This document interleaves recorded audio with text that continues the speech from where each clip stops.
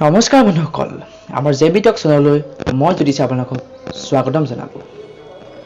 আজি আমি পৃথিৱীৰ আটাইতকৈ লেতেৰা মানুহ অৰ্থাৎ ইৰাণত বসবাস কৰা আমোহা নামৰ ব্যক্তিজনৰ কথা আলোচনা কৰিব বিচাৰিছোঁ, যিজনক পৃথিৱীৰ আটাইতকৈ লেতেৰা মানুহৰূপে জনা যায়। কিয়নো তেওঁ 60 বছৰ ধৰি গা ধোৱা নাই বুলি তেওঁ ক'বলৈ বিচাৰে। হয়, তেওঁ 60 বছৰ ধৰি গা ধোৱা নাই।